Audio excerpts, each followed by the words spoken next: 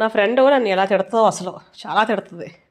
Hi నమస్తే అండి. So ఏంటి అనుకుంటున్నారు, ఎందుకు తిడుతుంది అనుకుంటున్నారు? ఇది స్టిచ్చింగ్ చేస్తూ అయితే మనం చూసేద్దాము, మాట్లాడేసుకుందాం. మరి యాక్చువల్గా నా ఫ్రెండ్ నేను మార్కెట్కి వెళ్ళినప్పుడు అనమాట, మార్కెట్లో వెజిటబుల్స్ అవి కొనుక్కుంటాం కదా, అలా కొనుక్కోవడానికి వెళ్ళినప్పుడు నేను కొంతమంది దగ్గర అసలు బేరం ఆడను అనమాట.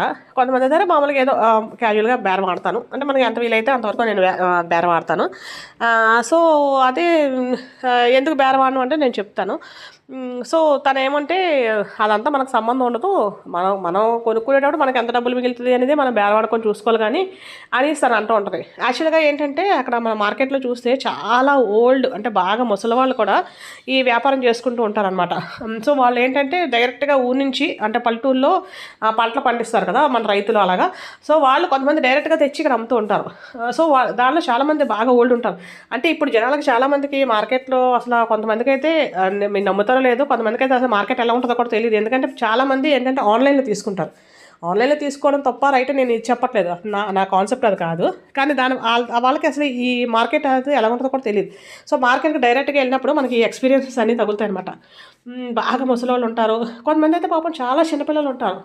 వాళ్ళు ఇంకా అసలు అది మన పిల్లలు అయితే ఆ వయసులో ఇంకా మనం పాలు పట్టి బూస్ట్ పట్టి హార్లిక్స్ పడుతూ ఉంటాం. పాపం వాళ్ళు అక్కడ జీవితాన్ని నేర్చుకుంటూ ఉంటారు. అక్కడ వాళ్ళు జీవితంతో పోరాడుతూ ఉంటారు. చిన్న పిల్లలు ఆంటీ తోటకూర తీసుకోండి, ఆంటీ కొత్తిమీర తీసుకోండి ఇలా అంటూ ఉంటారు. నాకేంటో అలా చూసినప్పుడు, అలా చిన్నపిల్లలు చూసినప్పుడు అలాగే ఇలా ముసలి వాళ్ళు బాగా ఓల్డ్ అయిపోయి, ఒక ఆవిడ నేను ఆకుకూరలు తీసుకున్నాను, ఆవిడైతే కంప్లీట్గా వంగే ఉంటుంది.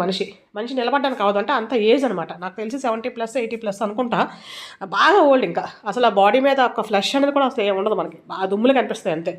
ఆవిడ ఇది చేస్తుంది, చాలా ఇన్స్పైరింగ్. వాళ్ళు అసలు మనం ఎవరెవరినో అంటాం కానీ వీళ్ళందరూ మనకు చాలా ఇన్స్పైరింగ్. నాకు అనిపిస్తుంది మనం చిన్న పని చేసిందానికి అమ్మో నాకు ఇది బాగోలేదు, అది బాగోలేదు, కూర్చోలేను, నించోలేను అంటాం. కానీ వాళ్ళు ఎంచి ఎండలో కూడా వాళ్ళు అమ్ముతూ ఉంటారనమాట.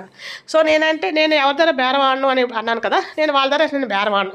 బాగా ఓల్డ్గా ఉంటారు పాపం వాళ్ళు. అక్కడి నుంచి అమ్ముతారు అయితే వాళ్ళకి మనం ఏమైనా హెల్ప్ చేయొచ్చు కదా అని అనిపించవచ్చు, మనసు అలా అనిపిస్తుంది. కానీ మనం ఎంతమందికైనా హెల్ప్ చేయగలం, ఎంతనే చేయగలం, చేయలేము. అలా ప్రతిదీ కూడా మనం చేయలేము. ఏదో మనకి ఎంతవరకు చేయగలిగే వాళ్ళు చేస్తారు, నేను అది కాదనలేదు. బట్ నేను ఇంకా అంతవరకు వెళ్ళలేను కాబట్టి నేను ఏం చేస్తానంటే, నేను చేయగలిగేది ఏంటి అంటే నేను బేరం ఆడను. ఒక 15 రూపాయలు 20 రూపాయలు చెప్పారనుకోండి, 10 రూపాయలకి ఇవ్వాలంటే వాళ్ళు ఇంకా వాళ్ళకి అవకాశం లేక, లేదంటే అమ్మేసుకొని వెళ్ళిపోదామని ఇచ్చేస్తే ఇచ్చేవచ్చు కాక. నా ఫ్రెండ్ కొంచెం గట్టిగా బేరమాడుతుంది, పీస్ బేరమాడుతుంది అనమాట తను. సో తనకి తక్కువకే వస్తుంది, కాదని నేను.